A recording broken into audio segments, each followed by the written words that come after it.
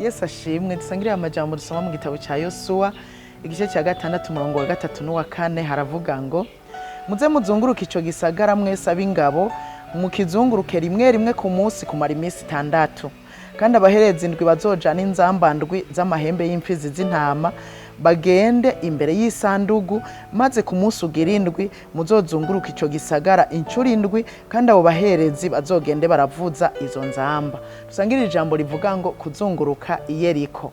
Yosuwa amaze kujabukana abisirayeli Yorodani, abantu b'i YERIKO barumvise yuko bajabutse Yorodani mu buryo bw'igitangaza imitima ibavamwo. Ariko ubwo bwoba bari babusanganwe kuko bari barumvise amakuru y'Imana y'ababisirayeli kuntu yagira bakorera ibitangaza, harimwo no kujabuka ikiyaga gitukura amazi yigabanijemwo kubiri.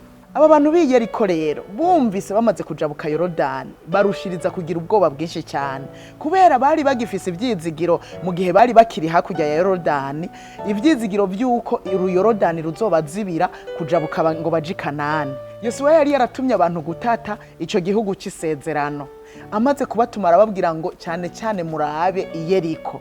Yosuwa yifuza cyane guhera irugamba rwiwe YERIKO kubera cari gisagara gisa n'igiteye ubwoba mu buryo butatu. Ubwa mbere cyari gisagara gifise ibihome birebire kandi vyagutse. Ubugira kabiri burya cyari gifise ingabo z'abahizi. Ubugira gatatu basenga ibigirwamana, burya hari Kanani nka bose barasenga ibigirwamana.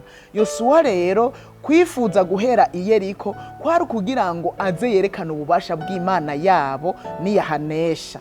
Nuko rero Imana irabwira Yosuwa ati YERIKO ndahagabuye mu maboko yawe, hanyuma muzogende muzunguruke YERIKO kumara iminsi 6 muhazunguruka rimwe ku munsi. Hanyuma abaherezi indwi bazofata inzamba baje imbere yanyu, hanyuma ku munsi ugira indwi muzozunguruke incuro indwi abo baherezi bagende baravuza izo nzamba. Hanyuma nibavuza iya nyuma n'urwamo rurengera muzoce mwihakamo mwese, ubwo ruzitiro ruzoca ruhomvokera hasi, hanyuma umuntu wese yinjirane ahageze. Kandi ivyo niko vyagenze, uruhome rw'YERIKO rwarahomvotse bagira intsinzi idasanzwe. Mbega mwibaza ko ari kubera Imana yababwiye ngo bazoje kugwanya YERIKO muri ubwo buryo?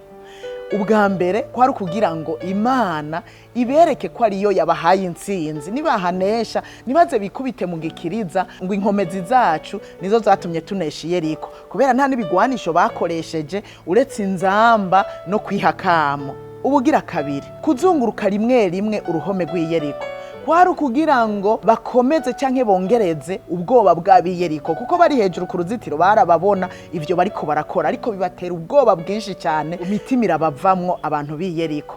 Ikigira gatatu kwari kugira ngo Imana ipime kwizera kwabo irabe nuko bumvira. Nshuti mwene data, burya Imana ifise uburyo butandukanye ikoresha kugira ngo dushobore kunesha. Kimwe gusa usabwa, genda kugwana wizeye, ariko kandi wongere wumvire. Imana niyakubwira uko ugenza, nawe wowe ubona umengo ni ibintu bisuzuguritse, uzobigenza uko yabikubwiye, uzobunesha. Yesu abahezagira.